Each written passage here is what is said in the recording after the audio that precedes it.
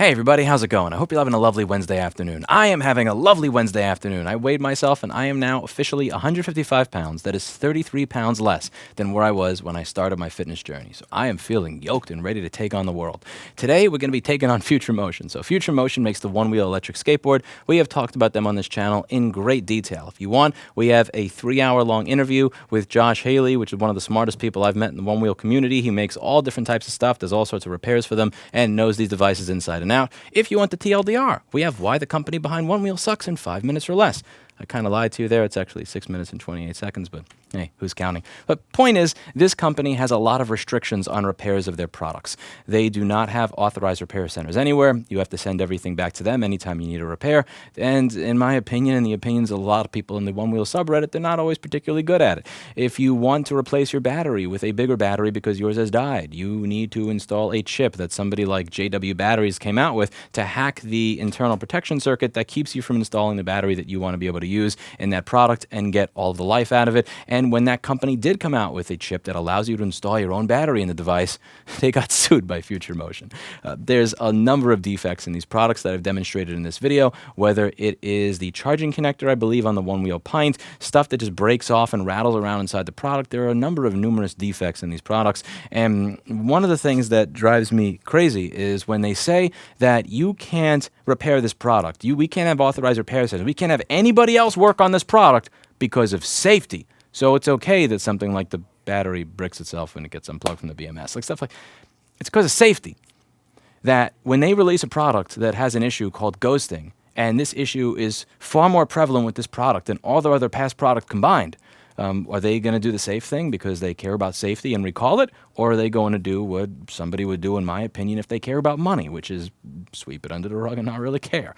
See, one of the things that I hear all the time is that when companies issue all these repair restrictions, it's totally not about money and control. It's all about safety, because we used to live in this world just 15, 20 years ago where everything was unsafe and, people would die when they walked outside into their porch. But now, because you're not able to fix what you own, the world is a perfectly safe place with unicorns, and it's all, in my opinion, a crock of horse shit. So the Onewheel GT has an issue with ghosting. And the thing is, if you're a new rider, there is a chance of ghosting with any of the older products. But it is far less. It's far less reported than on this newer product. And a lot of people have been reporting it. And this is something here from the One Wheel subreddit. It goes, 318 miles into my GT, it ghosted on me and flew across the street to take out this lady. I dismounted regularly by lifting my heel. There's 2 points that I think are really important to go over here. The first point is that this is going to be really, really bad in the eyes of the community, in the eyes of legislators, in the eyes of regulators. Every single day that a product with a serious defect like this gets to remain on the market, it is a black eye for the personal electric vehicle community, because people are going to look around and go, that should be illegal. That thing should be illegal. Never mind the fact that there are hundreds of thousands of them out there that don't do this, other models from other companies and other things. Because they refuse to recall a product that has a serious issue because it would actually cost them some money, this is going to be a giant black eye that might eventually end up with these things being made illegal. That was a point that brought up in that thread many, many times, and I agree with it. It's why when I'm riding my electric bicycle, I don't literally just go through the crosswalk and jam into pedestrians. If I see that somebody's actually walking through the crosswalk, I will stop. There are people that will go through the red light even if there's just a bunch of pedestrians and just smash right into them.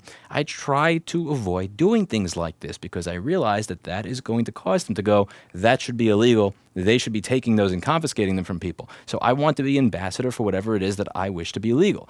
If I want my ability to buy chipsets for MacBooks and all this other stuff and get schematics and all that to be legal, I try to be an ambassador for that community in the best way possible. Here's how you can fix your own shit for free. Here's how you can do everything that I do. Here's why it's good. Here's why I can save you money, and so on and so forth. The second thing is I genuinely believe at this point, in my opinion, if you're at a point where this device has been out for this long and it's had this ghosting problem for this long and you still refuse to issue a recall for that defective product that ghosts considerably more than older ones, this is no longer about safety. It's about money. And in my opinion, it always has been. The company is issuing repair restrictions that have never been heard of in this type of device, and they claim that it is for safety. It's to protect you. But is it to protect your safety, or is it to protect their profit margins and their money and their ability to control what you do with their product?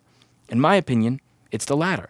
Because if they truly, genuinely cared about user safety, a device that is having this happen on a regular basis would not be sold. And the thing is, in the last video that I did, I said you can't really tell if you're a moral or ethical person until you are actually faced with something like this. And we were faced with having to issue our own recall here. We realized about 340 or 350 people got a part that probably should not have been in their computer. And this was a serious issue.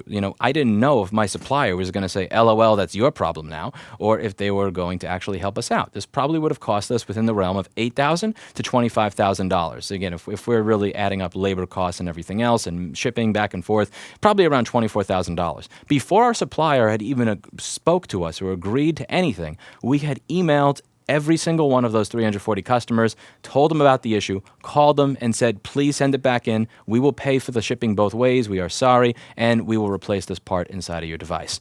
I've been faced with this before. Now, I get it. Future Motion's a much bigger company than me, and we're talking about a lot more money to Future Motion if they are to recall this particular product.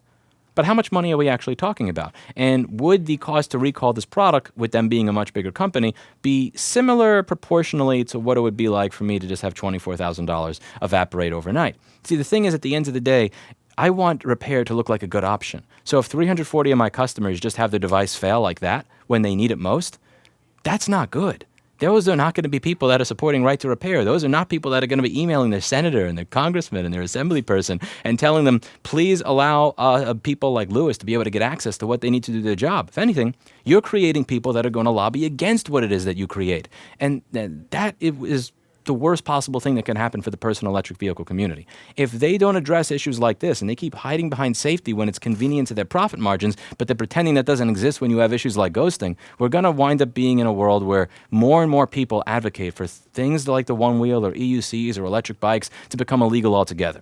And that's a real crying effing shame. While I don't use a Onewheel and I haven't used an EUC, I do enjoy riding around my e-bike. It's a much better way to get around. It's much more efficient. It's much more enjoyable. It's much faster. And above all, in my opinion, I feel safer on that thing than I do on a car by a large margin. If stuff like this continues to get sold, it's just going to make everybody look bad. Let me know what you think in the comments down below. Do you think that Future Motion genuinely cares about your safety? Or do you think that when they say they care about your safety, and that's why they're restricting repairs in all the ways that they have, that I talked about in that 5-minute video, that's just because they want to pad their profit margins and they don't really give two shits of a fuck how many people get hurt on a Onewheel GT that winds up ghosting and flying into other people that are not even using the product? Let me know in the comments down below. I'm also going to include a few links in the video description to the interview that I did with Josh Haley and my other videos on the company. That's it for today, and as always, hope you learned something. I'll see you all in the next video. Bye now.